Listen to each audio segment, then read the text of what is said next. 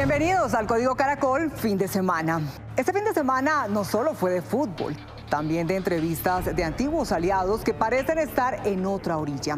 Y me refiero a la que le concedió el exconcejal Carlos Vicente de Rú a mi compañero Juan Dávila Verde en El Espectador, titulada "El vestido con el que Petro se identifica es el de un Mesías excepcional". Aquí algunos duros apartes de la conversación. Abro comillas.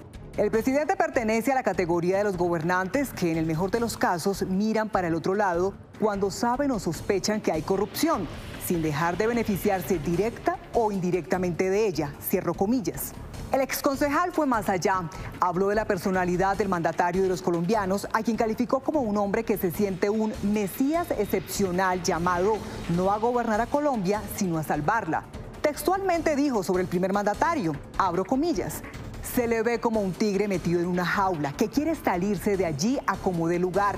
Esa jaula es la institucionalidad democrática y él no encuentra cómo abrir boquetes entre sus barrotes". Cierro comillas. Parecen frases que uno pensaría vienen de un opositor, pero no. Es de un hombre que fue aliado político y copartidario del mandatario en el pasado.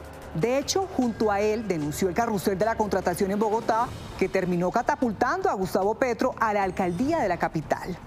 Lo dice alguien que habla con propiedad de la personalidad y gestión del presidente Gustavo Petro, a quien conoce mucho. Esta semana que arranca pinta muy movida en la Fiscalía. Primero porque será escuchado en interrogatorio Sneider Pinilla. Ya los fiscales le notificaron que, así entregue pruebas, no está contemplado que reciba inmunidad total, como lo pretendía con sus cacareadas entrevistas en varios medios, en donde ofreció dar pruebas sobre los supuestos pagos a congresistas con plata de contratos de la Unidad de Gestión del Riesgo. En la Fiscalía nos aseguran que por más de que haya dicho de todo en sus entrevistas periodísticas, eso es una cosa, pero tiene que responder por el escándalo de corrupción en la entidad donde fue subdirector. El otro movimiento que seguro habrá en la Fiscalía tiene que ver con el caso del hijo del presidente. Esta semana se debe definir si el fiscal que investiga a Nicolás Petro será cambiado o no. Recordemos que al fiscal Mario Burgos, quien ya había anunciado una segunda imputación, le formularon cargos por supuestas irregularidades en el manejo de ese proceso.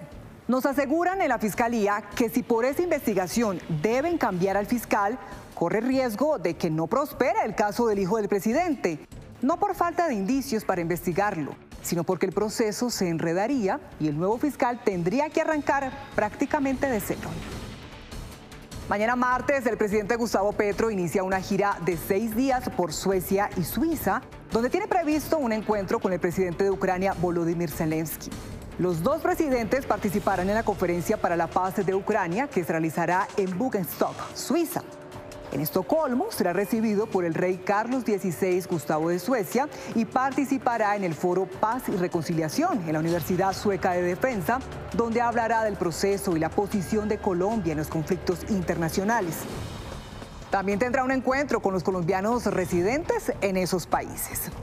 Y la que también tiene agenda internacional es la vicepresidenta Francia Márquez, quien se encuentra en Francia para participar durante 2 días en un foro en la OCDE sobre igualdad de género, en el que también se encuentra la expresidenta chilena Michelle Bachelet.